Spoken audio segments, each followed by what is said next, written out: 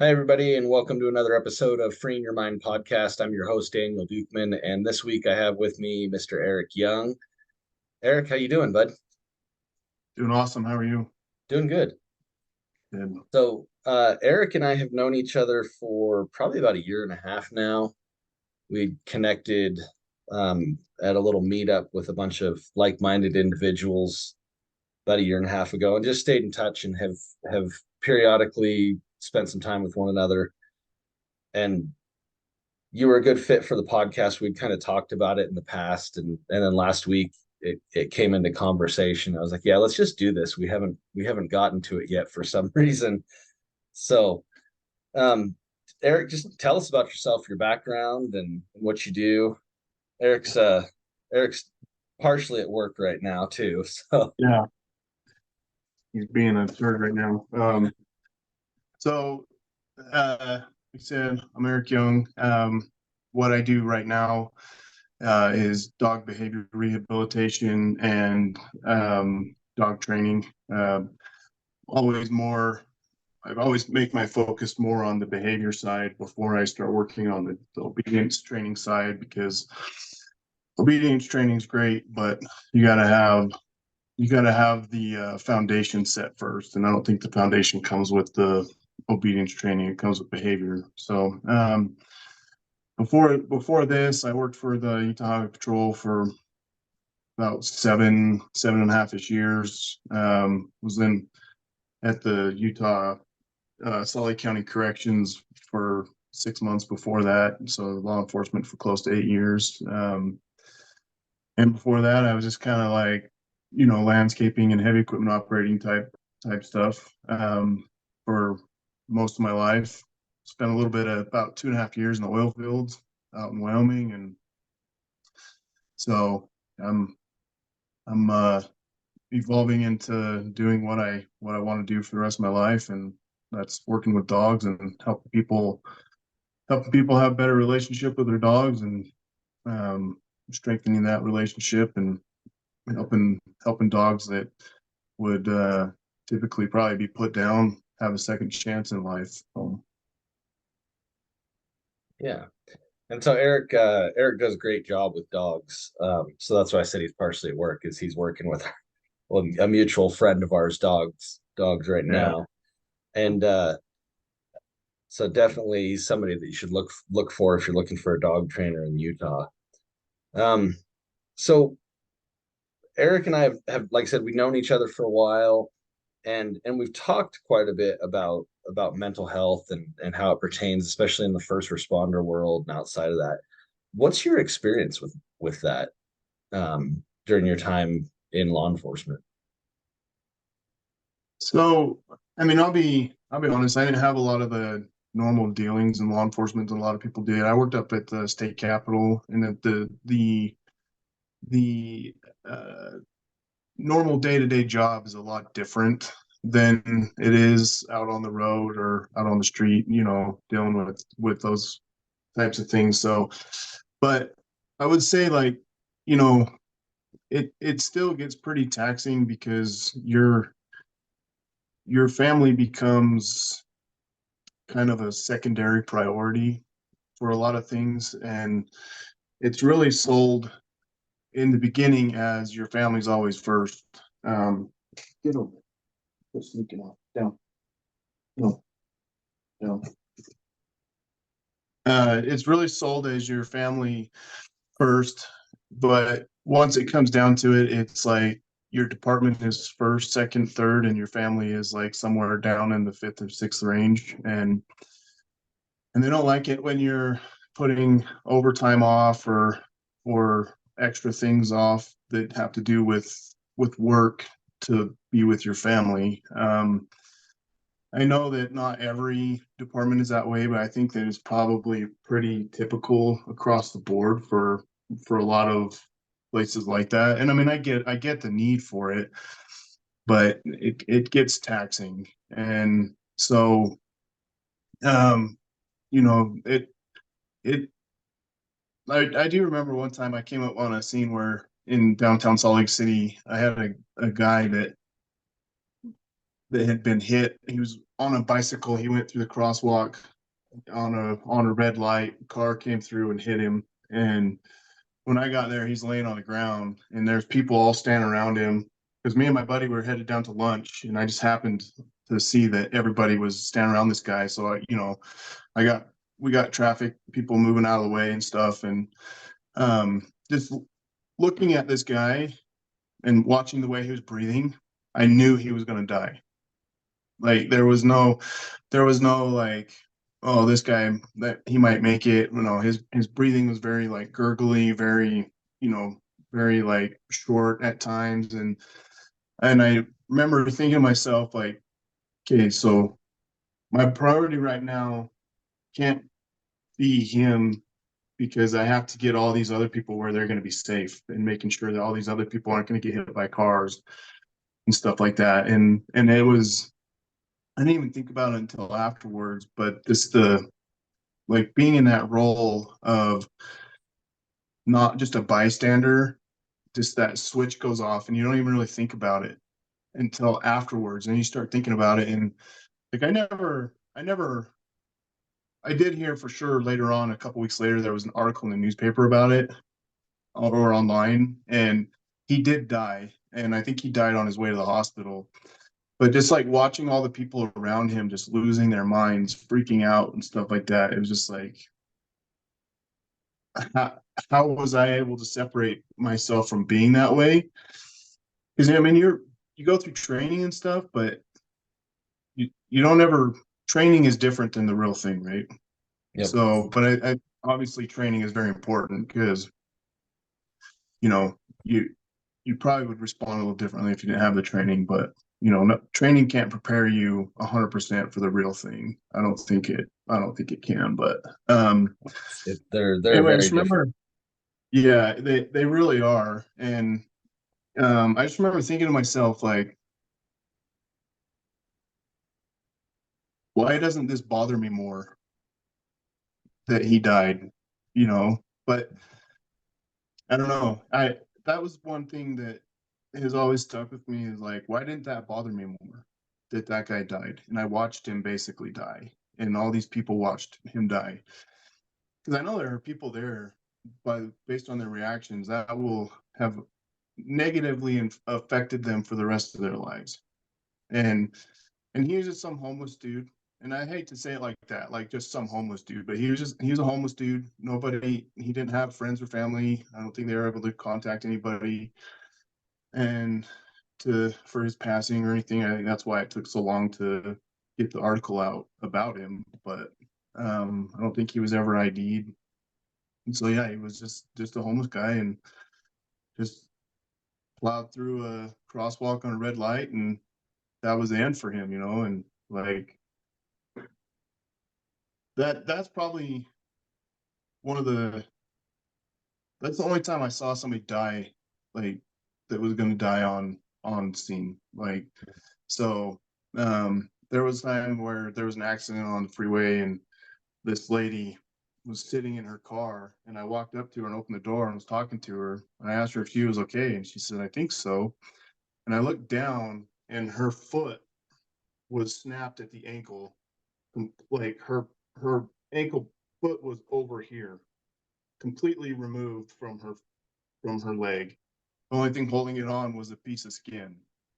And I was like, I told her, I'm like, you know, just so you're aware, you did break your foot off your leg.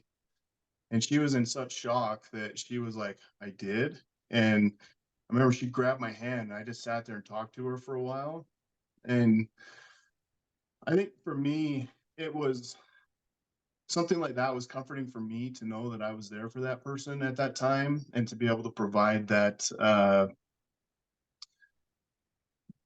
distraction for her so she didn't have to think about the fact that her foot or her leg was just completely broken off, like her foot was completely broken off of her leg. So um I think the mental part of law enforcement for me was more on the family aspect of it, because I went into law enforcement because I wanted to help people and I wanted to be there for people that were in need. And so I never had to tell anybody that their family member died. I never had to make that call. I know my buddy was told during field training that he was going to have to go tell a family member of someone that they died, and he was a he was a wreck about it, which I understand. I would have been too. And I never saw a child die, because those two things were the two things that I knew, had that ever happened to me, that would affect me for the rest of my life. And I was fortunate that I didn't have either of those things ever happen to me. And so for the guys that have had to deal with that, I I'm sure that, that haunts them every day. But somebody has to do it, right? And it takes a special kind of person to put themselves in that kind of situation, knowing that that might be something they might have to do someday. And same with the same with the fire services, knowing that one day you might have to roll up on a kid that was burnt to death or burning, or so I think that it gets pretty hard once you accept that in your life, to make the changes afterwards, because you're supposed to be that strong person. You're supposed to be the person that people go to, and you're not supposed to be the person that needs help, right? And I think once you get to a point in your life where you're the one needing help, but you're supposed to be that person, it makes it more difficult to seek help. So, um, and and for me, a lot of my difficulties in law enforcement came from, I think how to put this. It came from the shortcomings of the administrative people, because it was like, you will do what you have to do for the highway patrol, but we don't really give a shit about your family, or whether you're with your family or not. And that for me is where it started getting taxing. It's like, I am willing to do these things, but I also need to be able to take that time to be with my family. If I can't, and I can constantly have people telling me, like, you have to push harder and harder and harder and do less and less and less with your family, uh, I'm not down for that. Especially, I got into law enforcement, I think I was 29 or 30, and so I'd already lived, you know, a lot of life, and dealt with a lot of things outside of law enforcement, and I had already learned how important it was to be with my family, Mhm. especially working in the oil fields, right? Like, I was 3 weeks on, I was living in Wyoming, home for 2 weeks, and then I switched it to 2 weeks off, and then I had 5 days, or 2 weeks on, 5 days off. And Yeah. that that was like, that was where I learned, really, like, my family has to be the number one priority for me. Mhm. Like, I get, like, the job and the money and all of that, but like, in the oil fields, I made great money. Mhm. But had I stayed there, I wouldn't have had a family to enjoy it with. It's true. I would have been I would have been like the rest of the guys. I would have been out at the strip club every night, spending my money on hookers and booze and stuff like that. And that's not a lifestyle I wanted to live. So, that's why I left the oil fields, was because of that reason. And so, getting back to the law enforcement side of it, it was like, if I can't have that, if this job is costing me my family, I can't keep doing it. It's not why I got out of it, which we can go into later. But like, I started to set a precedence for myself, where I would tell them no for certain things. Like, if it was going to cut into family time on certain things, I would tell them no, can't do it. And they didn't like that, but they had other people that would, so let them do it. Yeah. And I think that's not isolated to just law enforcement either, because No. there are certainly departments and agencies that I worked for where we always talk that family first game because it's important. And I think instinctually everybody knows that. And I think a lot of the leadership has some regrets about the time that they spent at work, not with their families, but they also know like, hey, they've got to fill that shift.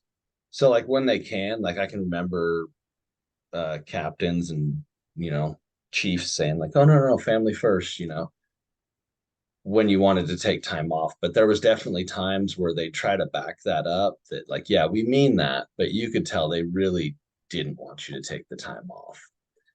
Yeah. And the amount of the taxing on it, I mean, that was even to the point where I didn't I didn't want to get married when I was in my early 20s.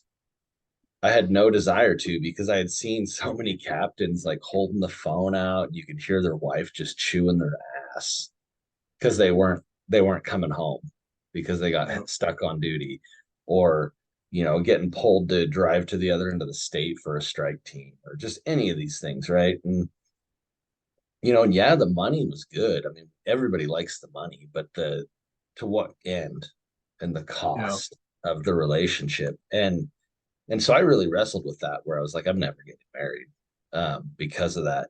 And actually, when I initially got out of the fire service, I thought I had beat that statistic. Guess not. But in the end, I mean, it is very much like, can you be there for your family and prioritize them and be able to be there as much as they need you?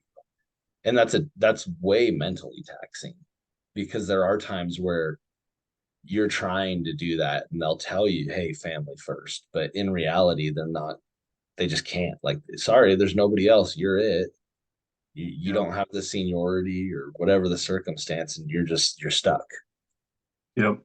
And over time, as that happens more and more, I mean, that's taxing on your family, mentally on them, emotionally. It's mentally and emotionally taxing on you, especially trying to get home to them and wrestle with the balance of being a provider and actually physically being there for everything else beyond providing the paycheck.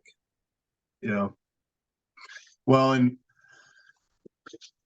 part of law enforcement for me was a lot of it was kind of like being back in school, right? Because when you deal with stuff, you generate reports. Mm. And when you go home at night and you have a report or in the morning, and you have reports that you need to have done and you weren't able to get them done during your shift, then now you're thinking about all the stuff that you still have to do. And that was a big thing for me was like, because I was not a fan of school. I did not like going to school and I didn't like homework and all of that. And so for me, having that hanging over my head, even on my days off, which they didn't like it when you went on days off when you had reports left in Mm. your queue because, those have to get done and turned into the courts and stuff. So, but sometimes you would just have to realize like, unless it was a felony and it had to be in within those 2 or 3 days, like it can wait. Yeah. And I think it's hard to let yourself know like it's okay to let something wait so that you can take some time to decompress. And whether you're whether you're sergeant or lieutenant or captain or whatever throughout the chain likes it or not, it is what it is, right? Like Mhm. in the at the end of the day, if you're not if your head is not in the game, that's worse than you having a report in your queue. And so Yeah. for you to be able to get your head in the game, if you have to end your shift and have a report left in your queue, it is, you got to do that because you got to have your head right.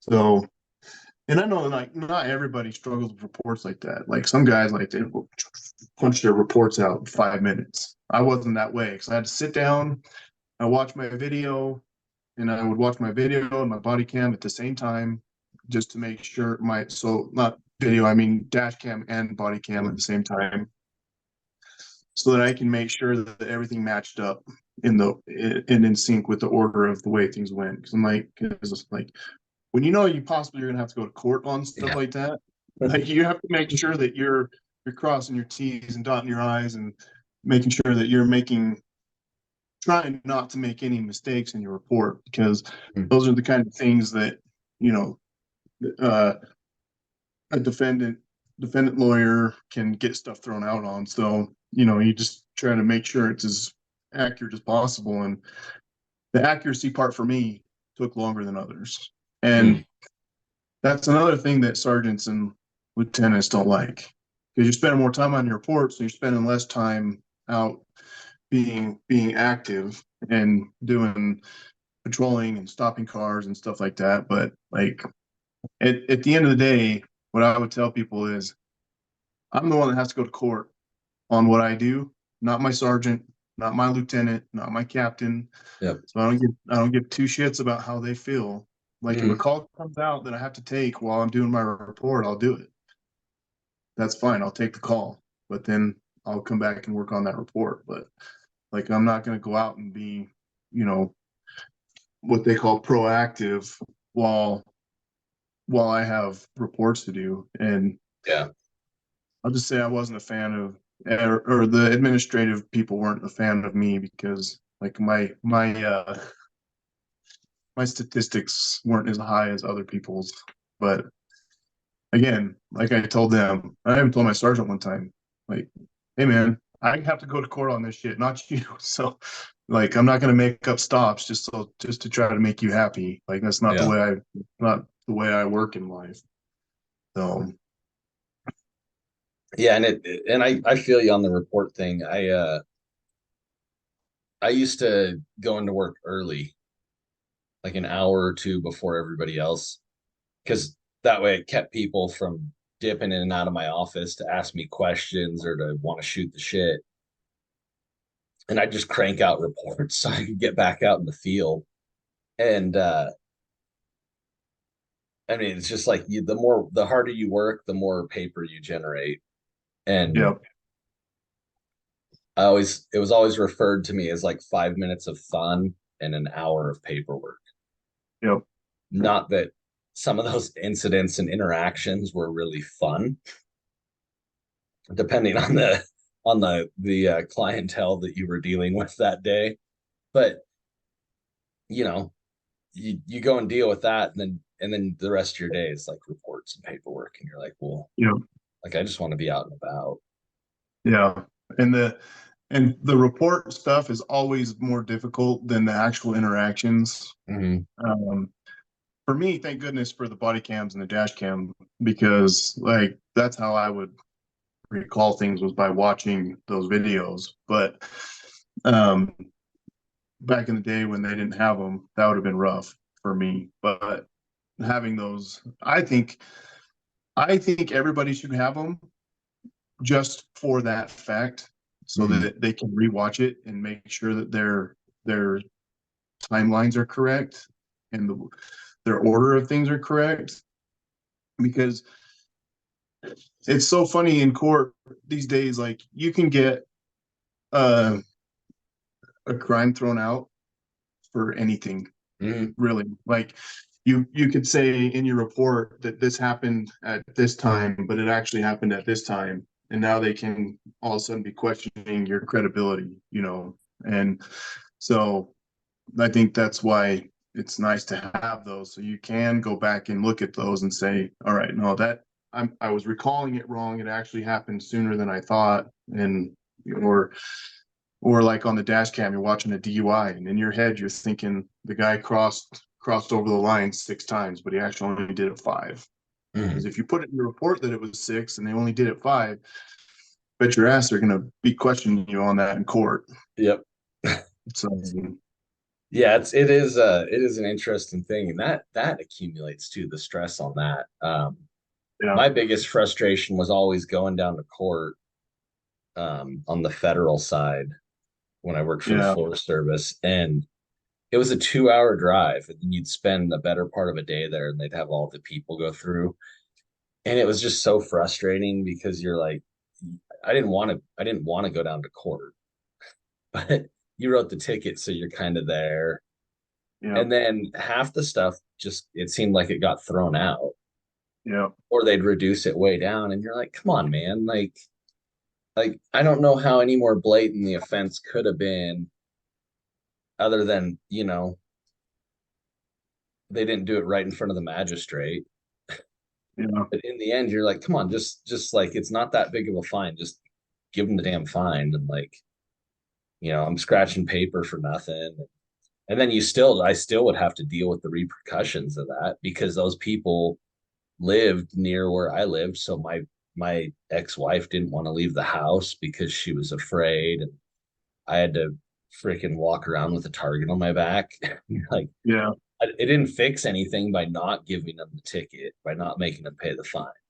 Like Yeah. it probably actually made it worse in my opinion. But Yeah. it is an interesting thing with the way the criminal justice system works, even with really low level stuff, even if it's a resource violation that somebody cut down a tree that they shouldn't have, the way that they'll play it out, try to find excuses to not charge the person. And if it's arson, forget about it. I mean, you about have to have a, a video of them setting the fire and a video of them confessing it, and make damn sure they're sober when they Yeah. confess, and have Yeah. some sort of like, I mean, it's just like it's so hard to prove. And then when you go through that amount of stress in your life to just go, well, that one got thrown out. That's Yeah. that's hard. Well, so a lot of the DUIs that I got, and I didn't get like compared highway patrol wise, like the amount of DUIs I got was very minimum, just Mm, because I worked up at the state capitol for 5 years out of mm, my career up there, and but I still got DUIs while I was up there. But on the third DUI, it's a felony, so it goes to federal court, and so Sim Gill's office is in charge of reviewing those. I had a guy one time, I had stopped him, arrested him for DUI. I think it was his fourth or fifth.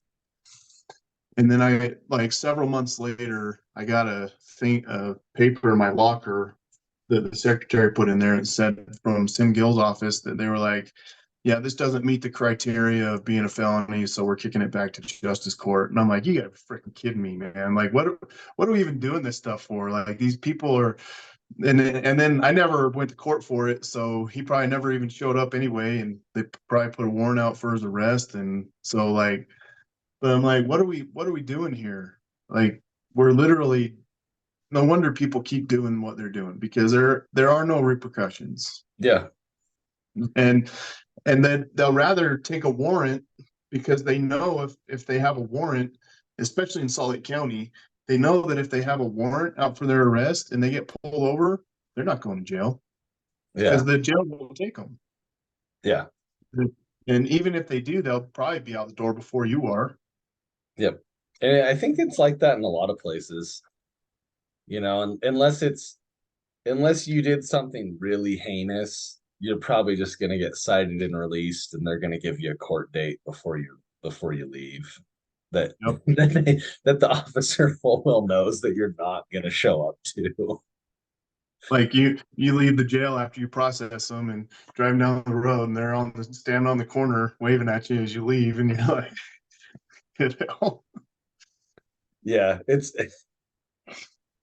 is so fascinating how it all works because you know growing up watching like cops, they'd have you believe that like everything was like, yeah, it was a solid book, they're done. That yeah, that dude's going to jail, he's done. yeah, Well, he was out right after the cameras stopped rolling. yeah, yep.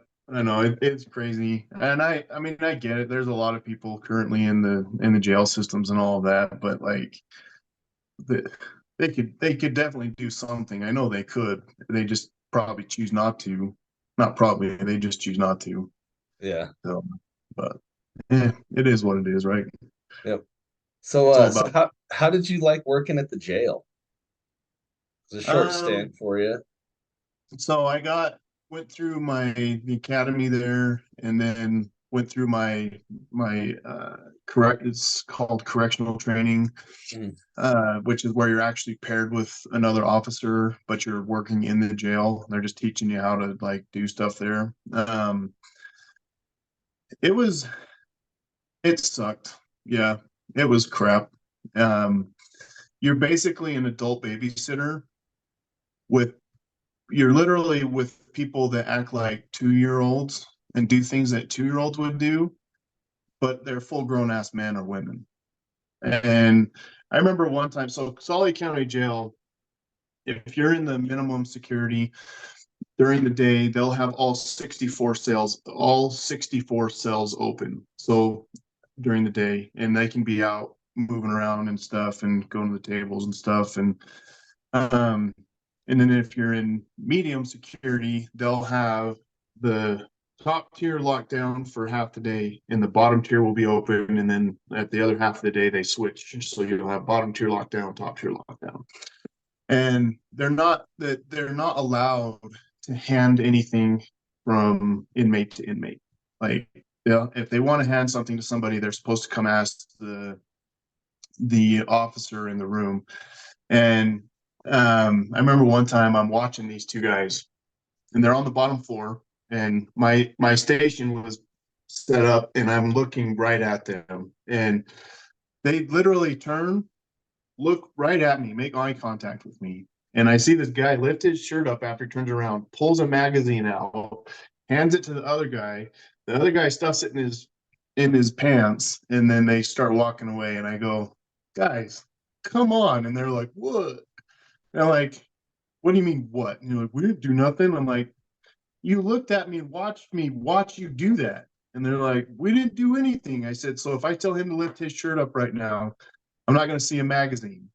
No. And I said, lift your shirt up. And he's like, "Oh, okay, yeah, we did it." And I'm like, yeah, no shit. I watched you do it. And I'm like, had you guys asked me, I would have told you it was fine. But now I have to freaking write you up because you just handed it to him and tried to hide it from me. And they're like, oh, come on, man, you don't have to. I'm like, yeah, I do. I have to. Everything's on camera in here. Like, I can't not write you up. And they're like, oh, man. I'm like, come on. Like, that's the kind of crap you deal with there. And like, it's just literally an adult babysitter. And it was not, plus, you don't get paid for shit doing it either. Yeah. Yeah, it was never anything that I wanted to do. I've had the pleasure of visiting friends in jail that were on the right side of the law, guys that worked there. Yeah. And there was no good feelings ever going into that place. When a door closes behind you and you know that you're not getting out on your own, that somebody else has to let you out, that to me always irked me. The level of anxiety I had when I'd be in there visiting them, and even sitting in the central control area. And I Yeah. mean, they're pushing all the buttons to make everything work. And the whole time, like, I just got to get the fuck out of this place. Yeah. And I could never imagine that I'm gonna go to prison every day for work. No. Well, and you can't have your phone with you. You Mm-hmm. can't have like something to entertain yourself really. I mean, you can take a book in there in with you, but if you're like me, I don't like to read, so that doesn't do me any good. And like, so literally you're just there and hanging out with prisoners. And Salt Lake, the way Salt Lake County does it is kind of crazy because you have one officer for either 64 or 32 guys, and if they're all out, it's one versus all them. Like they do have cameras that the control room keeps an eye on and stuff, but Mm. how long is it going to take once they actually catch something's going on Yeah. to get to you? So yeah, it was. I didn't I didn't enjoy it, but luckily, as soon as I got off my correctional training, Highway Patrol had offered me a job, and I quit. So I was off my correctional training for about a week once I was Nice. gone. So yeah, it worked out just right. Because my thought was, because back when I started, it was hard to get into law enforcement, and so Mm. that was like my stepping stone. Um, It's not like it is now where basically all you need is a pulse and walk in and they'll hire you. But like, and they had asked me too, like, we seen that you're trying to get off the highway patrol. And I said, yep. And then, well, what are you going to do if they offer you a job? And I just told them, I said, I'll do what's best for my family. And if that's taking the job with the highway patrol, I'm going to take it. And they're like, okay, well, now they make people sign contracts. Yeah. Yeah, they make them sign 2-year contracts. My group was the last group they didn't do that with, so I got lucky. Nice. Yeah, and I know like there's departments out there that they won't even let you can never be on patrol until you've done your time in corrections.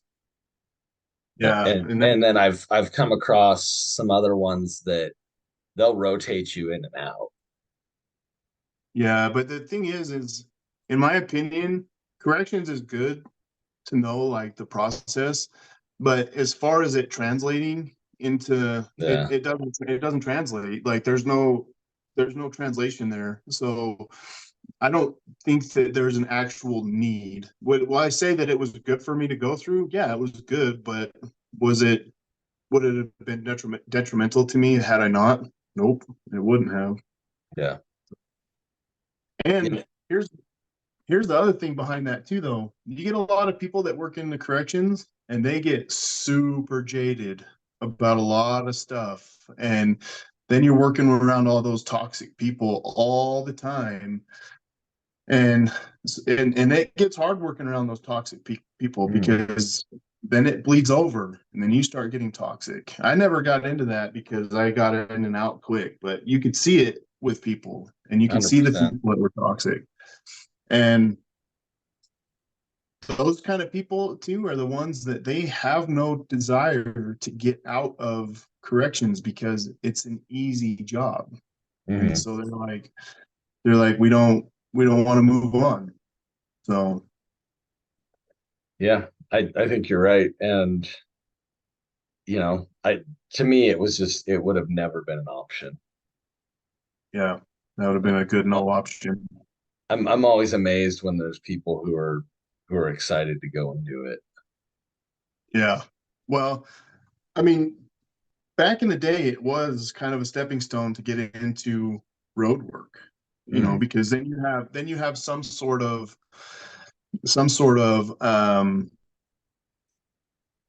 background, right? Yeah. And so then, but now for most places in law enforcement, like the quality of people they're hiring now as compared to when I got hired in before is like it was like way up here. And Hmm. now it's like I'm out of the screen. See that? Like you can't even see the quality. Like it's so bad. And trying to work with those people is hard because you look behind you when you're in a shitty situation and you see certain people walking up and you're like, oh, damn it. I had a buddy that I was fortunate to be able to work with for quite a long time up at the Capitol, and I knew if shit hit the fan and he was there, we'd be fine. And he was same with me. But then you get out on the road, you're working with all these newer people, and you hear people are saying like, "Oh yeah, I'm on my way to back him," and you're like, almost want to get on the radio and be like, "Could you send somebody else, please?" Yeah. Not you. Because you have people that'll show up and they're trying to show they're tough, and they'll instantly make a situation that you got under control worse. Yeah. Instantly make it worse. Either one because they don't know what they're doing, or two because they want to show that they're tough, and you're like, Hmm. will you shut the hell up and get out of here, please? Like, I'm better off without you here. Like, Yeah. you made this so bad right away. Like, just leave, please. Yep. And that can be anywhere too. I mean, not just in law enforcement. I've Oh, yeah, experienced that over the years on the yeah, fire side where you're like, crap, man, I just got this patient all chilled out, like yeah. convinced them to go to the hospital. Then you come in here and get all unhinged on them that they're gonna get arrested if they don't do what we tell them to. And I'm like, you dumbass. Like, Yeah. what are you Well, doing? and that, I mean, that does translate to any job. Like, there's times in heavy equipment operating that, like, you're doing stuff and you're getting like a pad all nice and stuff, and somebody will show up and start trying to help you, and they start like putting cuts into it and stuff, and you're like, why are you here? And they're like, well, the supervisor told me to come help you. I'm like, thanks, but you're not really helping me. Yeah. Yeah. I don't need more hours. Yeah. So yeah, it gets it that, and most of the stuff in law enforcement is not there's a lot of stuff in law enforcement that's not specific to law enforcement. Mm. It just, when you go out and there's a possibility that you could be shot or stabbed or hit by a car or something, just kind of magnifies things a little bit, I think. Yeah. Yeah, So, it does put an interesting perspective on things when you realize that that type of potential exists in your job versus a lot of people that, and nothing wrong with it, but they go to their job every day and they sit at a desk and push paper, and like, God bless them, somebody's got to do it too. Just it's the same as law enforcement or fire. I don't like to sit at the desk any more than a lot of people. But when there's probably not many people that sit at the desk all day and they're really worried about their life at that desk. yeah, yeah. And honestly, like, everything has its risk, right? And their risk is, a lot of those people probably aren't in very good shape and stuff like Mm. that. I mean, again, there's a lot of guys in law enforcement that aren't in good shape. And that actually brings me back to a story that when I was in the corrections academy, we had a thing where they brought all the captains to speak to the cadets, and they had them all up front, like sitting around in like a semicircle, so that we could ask questions to them, and they could kind of like, just, it was like a Q&A type thing. And Mm. one of the cadets asked them, like, why isn't there a fitness requirement once you're hired? Because there's the requirement while you're going through the academy, right? Mm. But once you're hired and you're out of the academy, there's no more fitness requirement. You can get as big, as fat, as slow, as slobby, as whatever you want, right? But one of the captains, he goes, well, we can't do that because then we're getting into um, like judging people and setting ourselves up for lawsuits because we're being judgmental. And I can't remember the word for it off the top of my head, but, and then one of the other captains goes, I think that's bullshit, and we should have a fitness standard. And the guy that said that they can't do that was super fat, Mm. super out of shape. And the guy that said there should be a standard, he was in very good shape. Like, as an administrator, you don't see guys in really good shape all the time, but he was like you could see his biceps, you could see he was toned, and you could just tell that he was very into working out and keep taking care of himself, right? And Yeah. so it's like, to see guys that are supposed to be in a position of authority and being able to help people when they're in danger, and you see some fat slob coming, you're kind of like, is this really going to help out? And not only that, but as like a firefighter, like, I know their fitness standards are a lot more stringent because they have to Depends do on the certain things. department, but yeah. Yeah, but like, you have to do certain things with your equipment on and stuff like that, right? Mm. But you have to be able to breathe when you have all your CBAs on and stuff, and or SCBAs, and law enforcement, we don't have that stuff, and so they can get away with being a little more out of shape. And but as a guy that was in shape when I was in law enforcement, to see other people that weren't, it's like, I don't really want you to come back me up, because you're becoming a liability to me, because now I have to worry about taking care of you and myself and whoever else is out there, right? Yeah. And that's not the way it should be. When guys show up on the scene, it should be like, all right, we can get to work now, and get stuff done, not, oh, here's another person I got to worry about. Yeah, absolutely. And even the fire service, I think, struggles with that, dependent on department dependent. And, you know, like, I mean, I was certainly never the most fit guy on any of my crews, but I wasn't the worst shaped one either.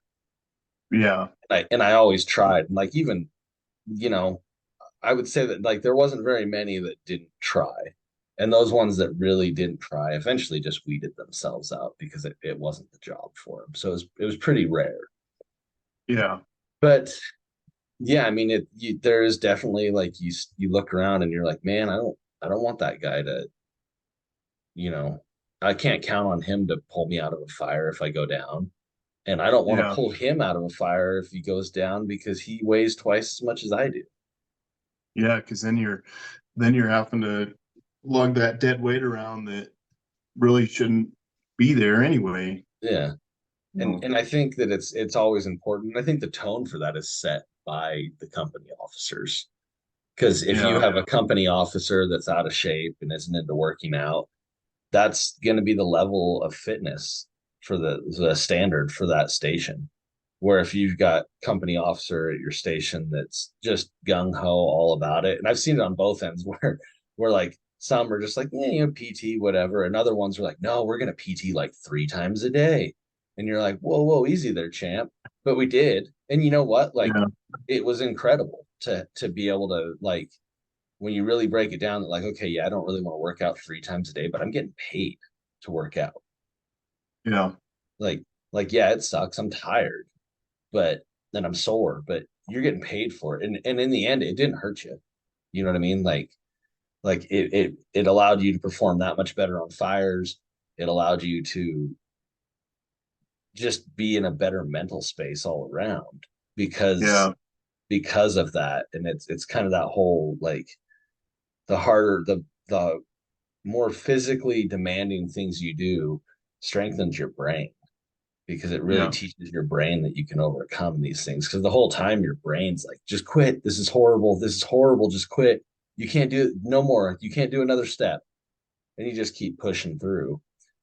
But it does set the tone for departments and stations, that standard, the company officer. yeah, 100%. yeah. Well, and discrimination was the word I was looking for because they were like, oh yeah, I think it gets into discrimination and like I understand that, but like I think everybody in the world understands that there should be a higher fitness standard for people that are in fire and law enforcement type jobs because like it's necessary. And I do think that people also have kind of the understanding that if you're a firefighter or if you're a police officer, you're automatically on another level of like mental state and fitness, Mhm. regardless of where you are actually at. And to a point, I think that's good. But also to a point, I think that it's not good because then people aren't willing to support things that would like raising taxes just a little bit to put standards into place to make sure that people are in better shape and stuff, right?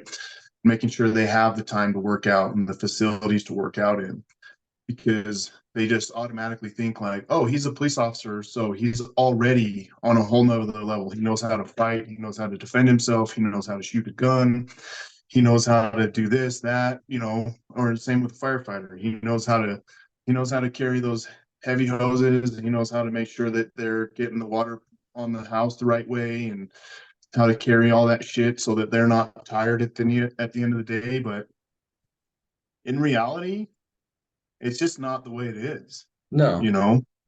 So, and um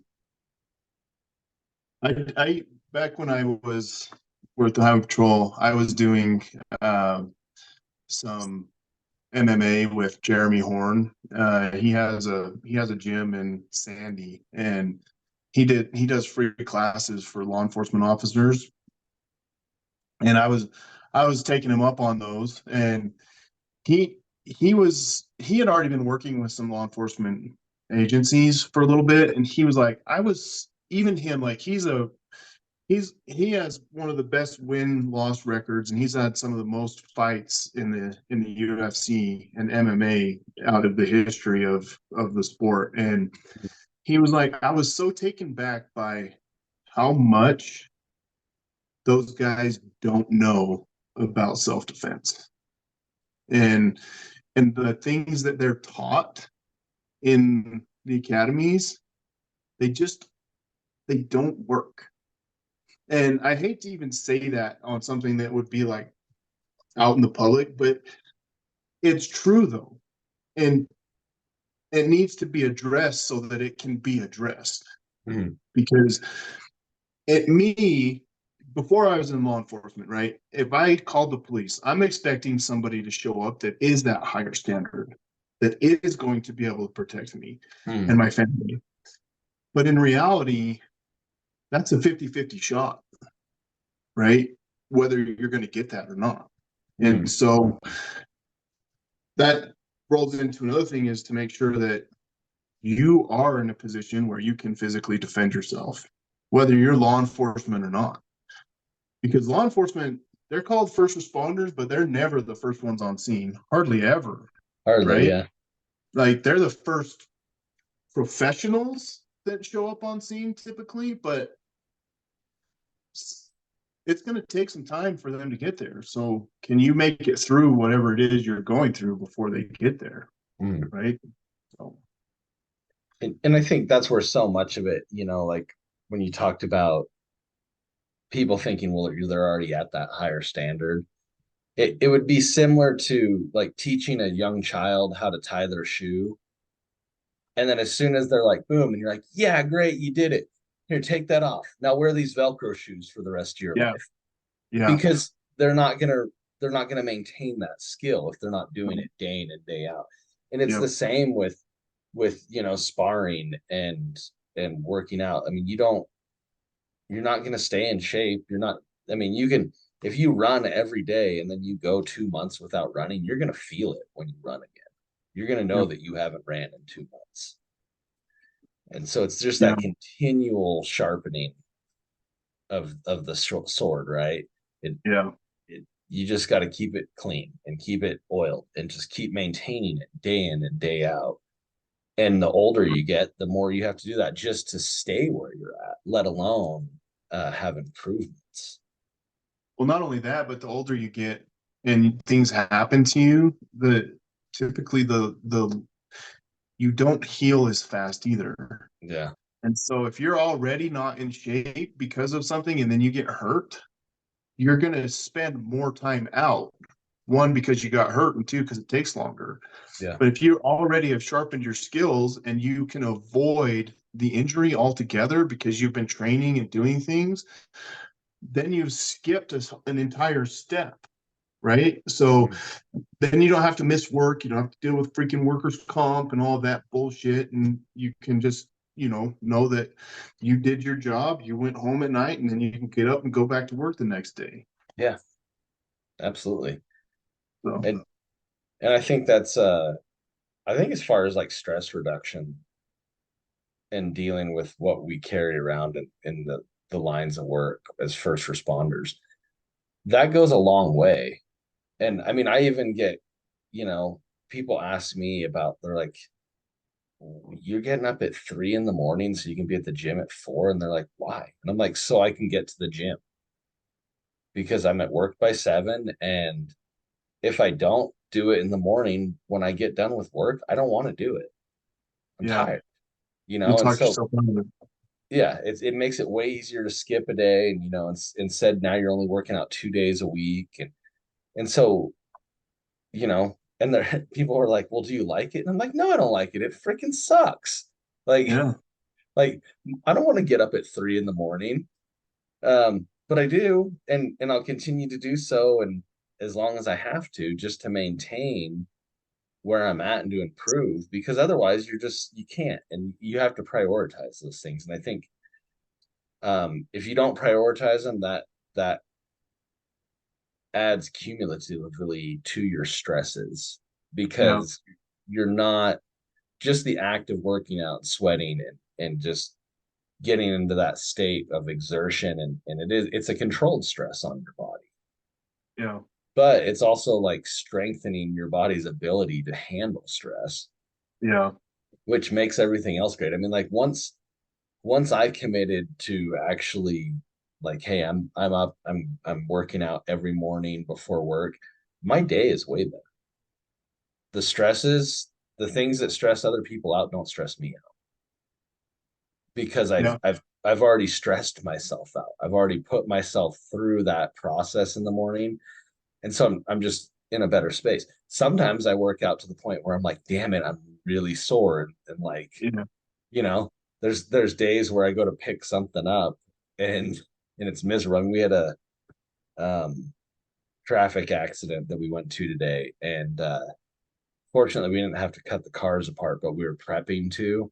And I went to pick up one of the jaws and I was like, oh man, like I've got something going on in my left arm that I tore something. And I'm like, dang it, this is like painful to pick up. But I have to like just do better about like not necessarily babying it, but working it out in a way that I'm not overexerting it and Yeah. exacerbating the problem. Yeah. You do a little more therapy on it rather than working out. Yeah. Yeah. Yeah. That's funny because my left arm is dealing with something like that too. And so I it was starting to feel better. And so I started lifting heavier again. And then it started to not feel good. And then today I was like, I'm just gonna lift light when I do my curls and stuff for a while until that actually goes away. Because like when I'm getting to a certain point, like I almost can't lift it, and I just have to force myself through it, and that's not the right way to do it. Yeah. So yeah, I was like, I'm gonna actually like try to let it recover. I can do all the other workouts. I just when I do my curls and stuff like that, I have to actually drop the weight on them, which I didn't want to do because my biceps were getting like decent size, and I was like liking what I saw in the mirror, and Yeah. then having to back it off. I'm like, ah, shit. But you got to do what you got to do to stay healthy. Yeah. Yeah. I hate it when I hurt myself at the gym of all places because like I'm like that's where I'm training, and you're like trying to better yourself, but then like it sucks to set yourself back when you're because it's always when you start hitting that stride or when you Yeah, feel like you're like, man, I'm really excelling. And it's probably because we're just hitting it a little bit harder than we should. And yeah, sometimes it doesn't feel that way. I mean, like I cut my leg day short last week because I was doing back squats, and on the way up, I felt like something in my quad, just like that was not good. And I've done yeah. it before, so it's probably like I don't know 100%, but I probably like had my foot kind of weird. It was just bad form or something, but it feels better now. So next, Yeah. skip 2 leg days and get back at Sometimes you got it. to do that. Yeah. Sometimes you got to do that. I know it sucks, and once you get rolling and you're consistent and working out and stuff, it sucks not to do it, but sometimes you have to do it. And I mean, honestly, that just leads right, like rolls right in with what we're talking about, like mental health stuff is like you don't want to do stuff, but you have to. You have to do stuff to take care of your mental health. And because if you don't, it'll be like everybody else. It'll just compound and compound and compound until you can't take it anymore. And it's not good when you can't take it anymore. A lot of guys take their lives, whether it's law enforcement, firefighter, or anything in life, right? Like they'll take their lives because they can't handle the stress anymore. Mhm. And like that's not okay. And I'm not saying some like bad things about people that are taking their own lives, but like it's not okay for us as a society as a society to let things get so bad that we're just not willing to live anymore. And like I've been there, I've thought about taking my own life several times. Um, Luckily, I've never done it, and I know I have a greater purpose here on this life that I need to fulfill, and a lot of that has to do with my wife and kids. And so like it's not something that when the thought comes into my head that I'm actually willing to follow through with, which I'm grateful for. But some people it gets so bad that it doesn't matter, you know, and it it's hard. It's hard to take care of yourself mentally because man, woman, whatever, law enforcement, construction worker, whatever it is, like you don't want to be the person that needs help, but we all need help. Mhm. Every single person we know needs help, including somebody that you and I both look to as a mentor, right? Mhm. That dude's going through some shit right now. He needs 100%. help. That dude needs help.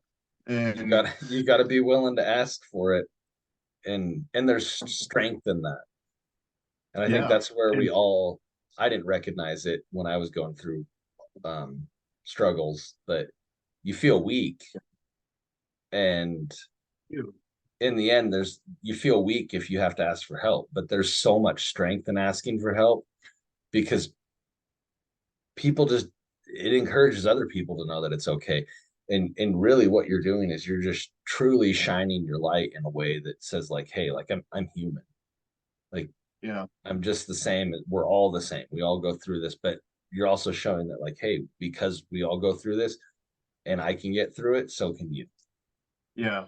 Well, and you know who doesn't want you to get help is the devil. The adversary doesn't want you to get help because the more miserable you are, the more power he has over you. Whether you're religious or not, it doesn't matter. But Mm, like you can, if you're not religious, just look at it as the fact that like it is not the good side of life that doesn't want you to get help.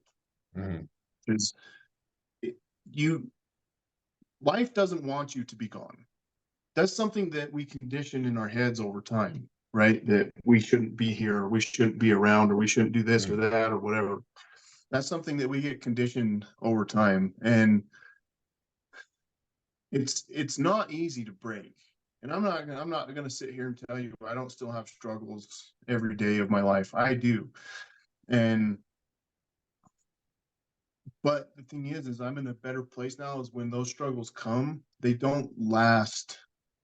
Those mental struggles don't last for weeks and weeks on end like they used to. Now it's if it's bad, it might go for a day, it might go for 2 days. Yeah, But eventually I snap myself out of it and I get back to things, you know. And had I not sought help for certain things, then it probably would have got bad enough that I probably would have taken my life, you know. mm, And I don't even like saying it, but it's true.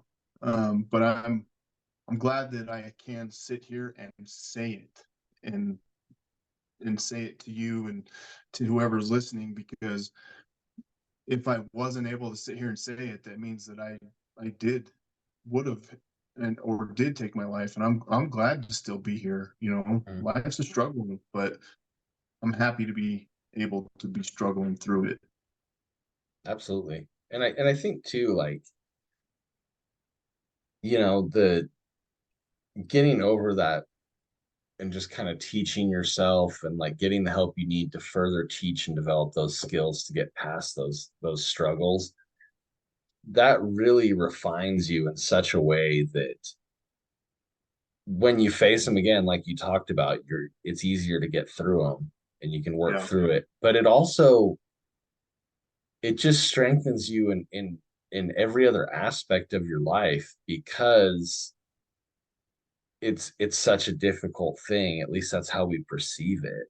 But in so much of it yeah, is just like it's just we locked ourselves up there in our head and we didn't try to change that we were locking ourselves in a cage.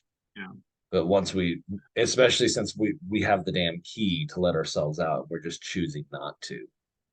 And yeah, so once you kind of learn the tools to do that, then all of a sudden all these other things that weren't possibilities in your life suddenly open up where you're like, oh, yeah. I can get through this. You look back and be like, hey, remember that really shitty thing I had to get through? Got through it. I can get through this. Yeah, So it really does strengthen you. And that's it why I think does. there is so much strength in asking for help because it's that first step to becoming stronger. Yeah. Well, I think, I think another reason that people like, and I'm speaking specifically law enforcement and fire right now, but I know this will translate to every single work, job, whatever there is. I think like there's a big push right now in law enforcement for taking care of your mental health.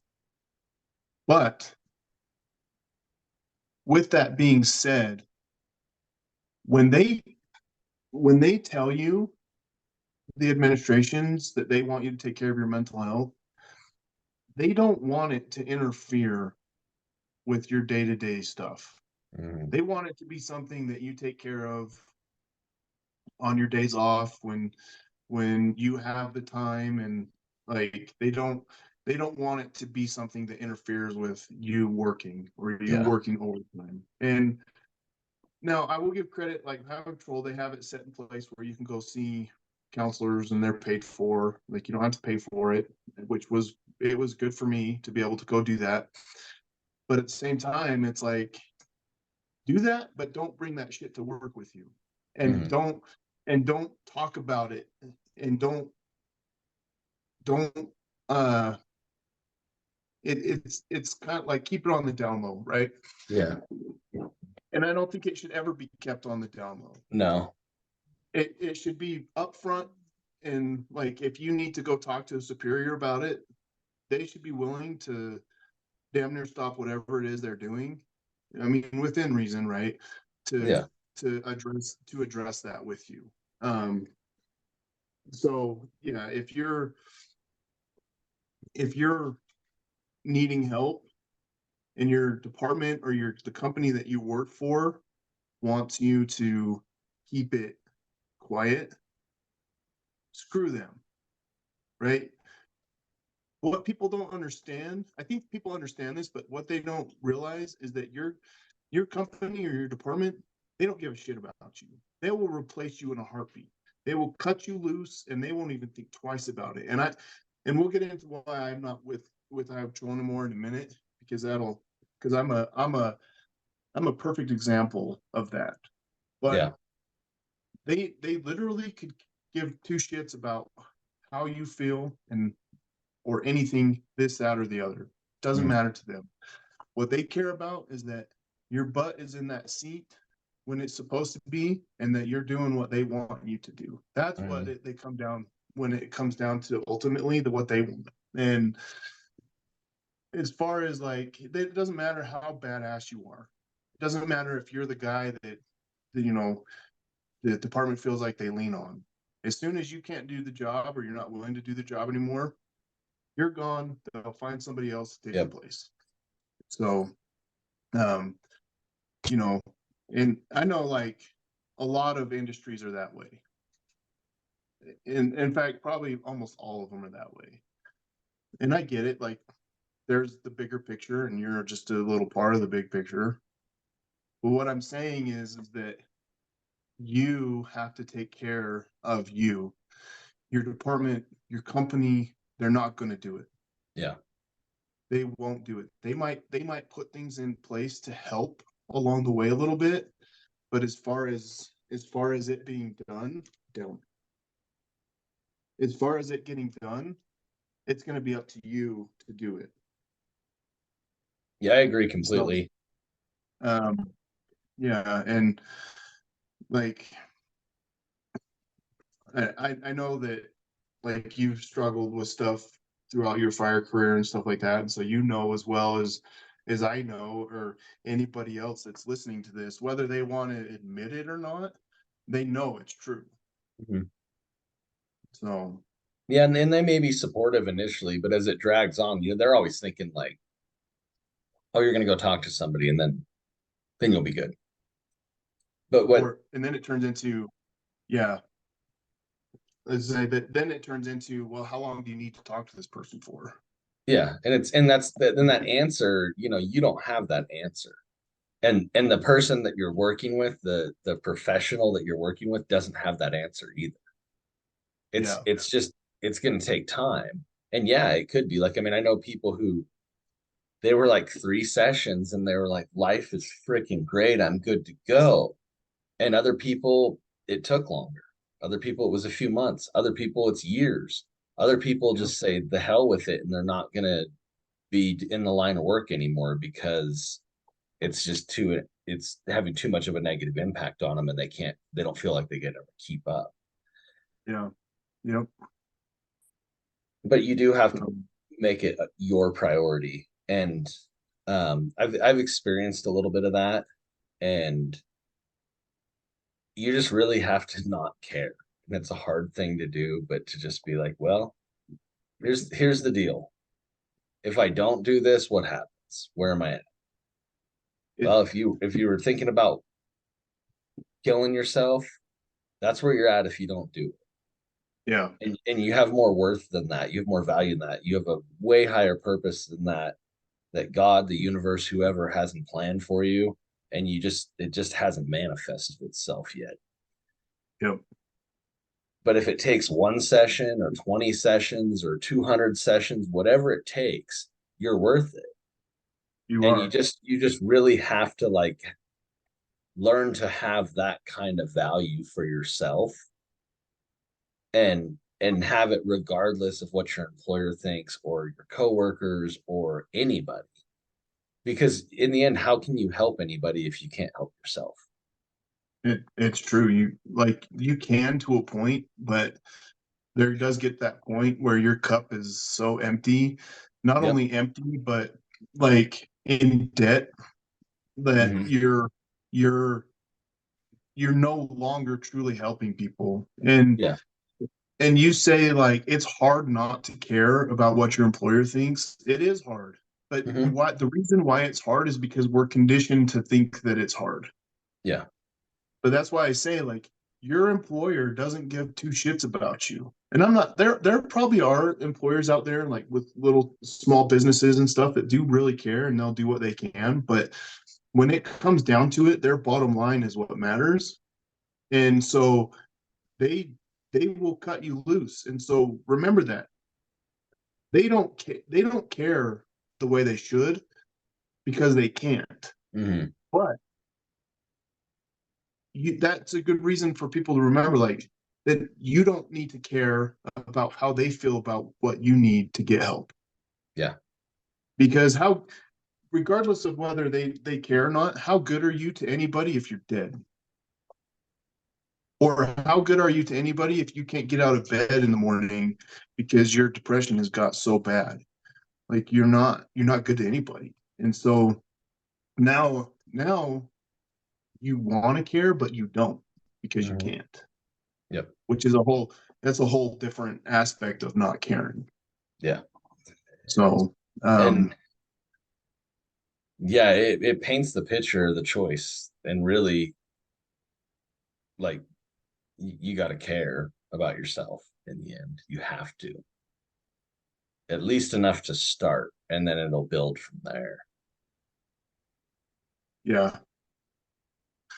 So you care if I kind of talk about what happened? Yeah. I know you know the story of Yeah. Go my ahead. injury, but so I was up in one of the mountain roads one day out here in Utah County, handling a car accident. And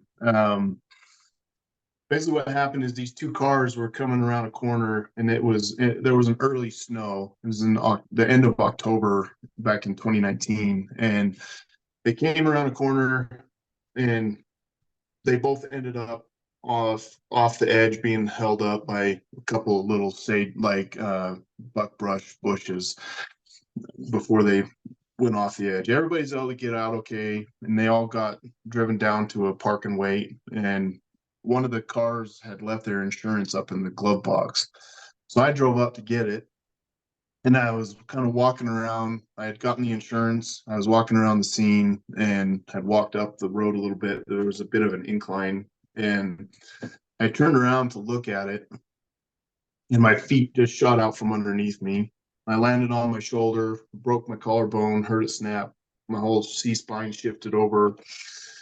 Anyway, I'm laying there in the middle of the road. My first thought was, I'm pretty sure I just broke my collarbone. Second thought was, I better get up out of the road before somebody comes around the corner and freaking runs me over. So I got out, I got up, I got into my car, and I got pulled off to the side of the road so I could call somebody. And I couldn't get reception on my phone or on the main radio. And there was another trooper that had been up there helping me that was going to go off shift. And I was able to get him on the car to car radio, which it based on distance, not where the antenna is, the main antenna. And he was close enough I could tell him what happened. And as I was trying to move my car, I actually ended up getting it stuck in a little ditch where a little ditch where the river was running through the underneath the road. So I couldn't get myself to the hospital. I had to wait for somebody to get to me. And he had notified people, and my buddy was coming up off the other side, and after about 45 minutes finally got to me. And anyway, long story short, I had surgery on my collarbone. And then after that, I still was having problems with my shoulder. Ended up, after fighting with the doctor, was able to get another MRI to see if my labrum was torn. My labrum was torn. Had surgery on that.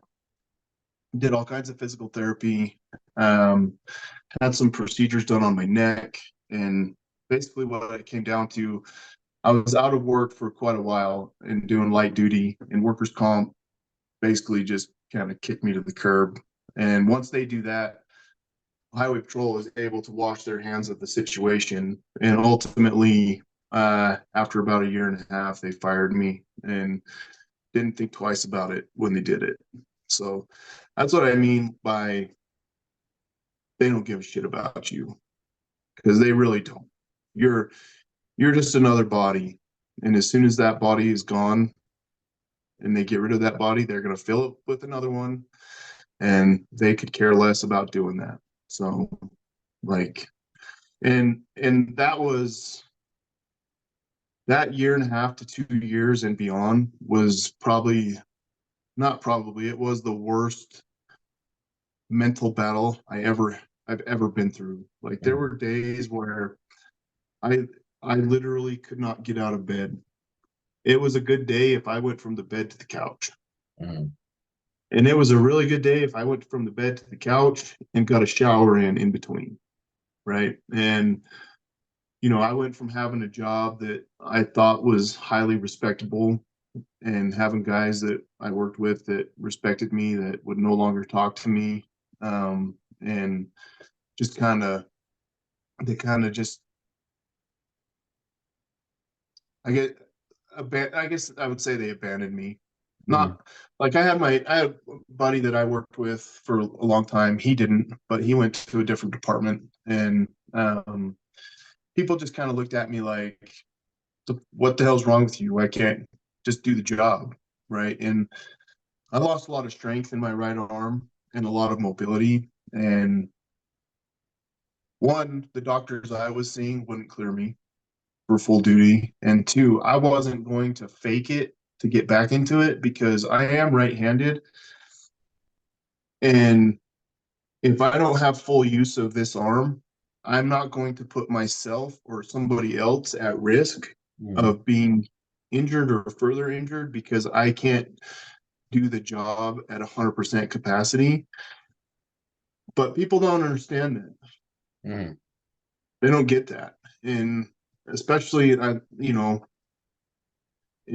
law enforcement and stuff like that, it's like you're supposed to be above the rest, right? Mhm. That sounds conceited, but I mean it's kind of true, right? Yeah. And so when you can no longer perform that, a lot of those guys they just said, well, we got no more use to talk to you. And that took a big hit on me as well, is guys wouldn't return my text messages, like basically just got ghosted by everybody I knew that I worked with. And you know, then it made me start to question, was I faking it? You know, there was a point where, like, even though I was in incredible pain every day in my shoulder, like, I started to question myself, which made things worse, right? So you had that snowball effect where things just got bigger and bigger and bigger and bigger and bigger. And then it got to the point where, like, I couldn't function anymore. Like, I literally could not function anymore. I thought I was broken. And to be perfectly honest, I was, right? But it took finding other people to communicate with Hmm. to start digging myself out of that. And it wasn't people that were in law enforcement.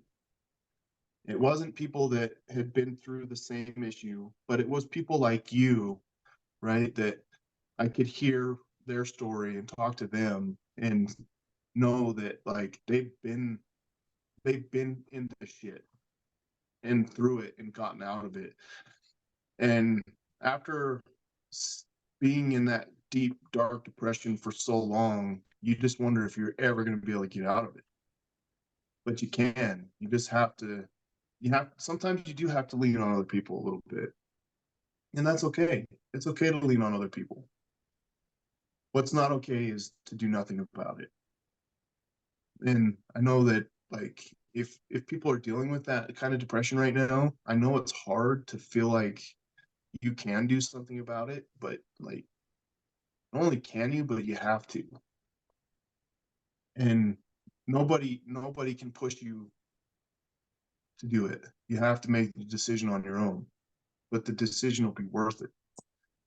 And it takes time, as you know. It takes time. Yeah. Like, you're not people that one of my biggest problems with some of the mentorship that you and I have both had over the years, over the last few years, is they basically say, like, once you make your decision, make your mind up to do this, that, or the other, it's easy. Bullshit. Like, I'll say straight up bullshit to that. Like, it's not easy, but it's worth it. Absolutely. So, like, you have to take those steps, because if you don't, nobody can force you through it. Right? It's kind of like a drug addict. The drug addict can't make the decision to change, and nobody can make the decision for the drug addict to change. They have to Mm. make that decision on their own. And once they make the decision to change, they can. But if they don't, they don't. Yep. So, um, anyway, I guess my point is to this whole thing is, like, no matter how bad it is, you can dig yourself out of it. And, like, it was really bad for me. I thought, because I went from being able to provide for my family, having a job, and all of that, and to now I have no way to provide for my family. I have no job. Basically, in my mind, I was worthless. And watching my wife go through struggles because of the financial stuff and all of that, like, that just one of those things that just compounded on everything, right? So it Hmm. made me feel worse. But the other thing is, you have to be willing to let those around you go through their struggles too. Hmm. You can't you can't fight their battles for them. And I know, Archer, down. I know we want to fix everybody's problem, but you can't fix somebody else's problem. So don't take their problem and make it your problem. Hmm. What you have to do is take your problem and work on your problem. And then after that, after you start working on your problem, then you can start helping other people with their problems. But until you can start working on yours, you can't help somebody else. Yep. So, Absolutely. uh, That's yeah. I think you nailed it. and like I said, I still have days where, like, it's hard to get out of bed. It's hard to do things. And, like, for me, I don't get up at 3 o'clock in the morning. I usually don't go to bed until 1. But when I was in the highway working for the highway patrol, I always worked graveyard shifts. Hmm. So my body made that switch. and it's almost been like unwilling to make the switch back. And Yeah. so I actually was talking to somebody the other day, my hormone, I see a hormone specialist, Mm. um and I was telling her, I'm like, I don't feel it in the mornings. And she goes, look, with your history, you may never feel it in the mornings. So Mm. try to figure it out so that you can do the things you need to do later on in the day. And I'm like, but that's not how life is done. But it doesn't matter how life is done, right? Like with what I do, it doesn't matter. I'm Mhm. not on somebody else's schedule. I'm on my own schedule. Yeah. So if I need to make life work for me later in the day, I can do that. And so Absolutely. I'm like, okay, yeah, I'll just do that. And so I haven't been, it's like one of those little stupid things that you stress out about that really like you don't need to, but you just do because that's what you get used to doing is stressing out. And then once somebody points it out to you, you're like, duh, like I Yeah. guess I'll just make that little change and there you go. So, and that's the beauty of networking with people. People can say things to you and then all of a sudden it's like, oh yeah, that's the stupidest little thing to change, but if I change it in my head that way, then it's not a big deal. Yeah. Absolutely. And that matters how we change that stuff. Yeah. So I really um like I've dealt with with a lot of depression and stuff throughout my life, but I'm at a point right now where I feel better than I have really ever. Mm. And I know the future is brighter for me than I've ever felt before. And one, I know what I'm working towards with my business is going to be better for me in the long run. And two, I just like I'm not sitting here trying to answer to somebody else. I answer to myself, and Mhm. I work with my wife on what we need to work with. So it it's it's been the hardest thing in my life that I went through, but in the end, have been the best thing for me. Yep. So And it's amazing when you can get to a point that you can see that. yeah, and not every day do I see it that way. Oh, There are for sure. there are days like when the house payments due and clients are ghosting you and not following through with their end of stuff, and you're like, how am I going to make this work? And then it just ends up somehow working, right? Yep. It's just the point is you got to keep pushing because if you stop, then that's when things don't keep pushing for you. Yep. So 100%. Thank you so much for coming on, Eric. It's been good to sit down and have this conversation. I think a lot of people need to hear it, and will benefit from it. And if people wanted to reach out to you or find out more about you, how can they do that? you can go on my Instagram. It's at the underscore Eric underscore Young, or on Facebook, just Eric Young. My you can look at videos I've done with dogs and some stuff on there. Or if somebody needs to reach out to me for like help on talking through some mental health stuff, like I'm no expert, but I know what I've been through, and I'm more than willing to share my experience of how I've gotten through things. So if they need help with that, like feel free to hit me up. I'm an open book. I don't need to hide any of that crap from anybody. So Awesome. Thank you. So just final thought, I think you kind of hit it already, but what would you say to that person that's struggling and on the fence right now and not sure what to do? if you're not sure what to do, I think the biggest thing is just to do something, right? Like if you're in a place where you can just go grab some weights and start working out, just do that. If you're not at that place, but somebody that knows a connection somewhere that you can talk to somebody, go talk to somebody. And I know a big part of depression can be finances. So the thing is, like, sometimes you have to spend a little bit of money to be able to get those connections, right? Like for us, the coaching group that we were in, had I not spent that money, I wouldn't be where, honestly, I wouldn't be here where I was today. And that was $300 a month. I didn't have Yeah. that money, but I Yeah. spent it anyway and I needed it. And so sometimes you just have to take the risk. And in fact, one of the videos I just did with Arthur the other day, my caption on it says exactly that. Sometimes you just have to take the risk because if you don't, nothing will happen. Nothing can change. And so I think that it's hard to believe that things can get better, but they can. And if you have to lean on somebody else for that, that's okay. It's okay to lean on somebody else. And once you network with people, there will be people that are going to be willing to help you.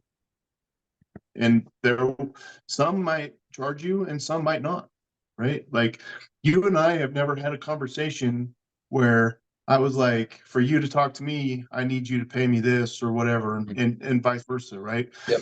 We Everything that we've done has just been us sitting down with another group of like-minded people and working through stuff like that, whether it's business or mental health and things like that.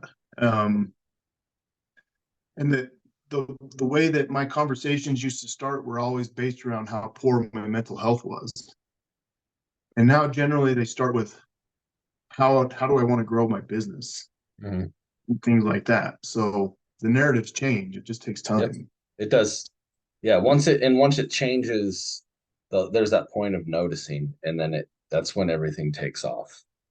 Yeah. That's when you start seeing that improvement from all the work that you've done. Yeah. And another thing is if you're in a financial strain along with your mental health problems, your financial stuff more than likely, probably 99% of the time, is not going to improve until you can figure out how to improve your mental health. So, Yes. and I truly wish that it was not that way, but I'm a firm believer in God, and I'm a firm believer in if you truly want to make a change in your life, that God is going to test you to make sure that you truly want that. And if you just give up on something, it just shows God that you truly did not want it in your heart. And so things might be rocky on the road to recovery, but they're that way for a reason. And you just have to keep pushing. Just don't ever quit. Don't ever quit. Always keep pushing. So, Absolutely. Amen. Amen. Well, I sure do appreciate you coming on, Eric. It was great to catch up with you again, and we'll have to get together soon yeah. and go have some fun. But thanks again for coming on. And guys, if you need anything, if Eric's message resonates with you, you want to talk to him about dogs, mental health, whatever it happens to be, reach out to him. He's there for you, just like everybody else who's been on this podcast. And the same goes for me. And we'll see you guys next week on another episode of Freeing Your Mind podcast. Thanks again. Love y'all. God bless.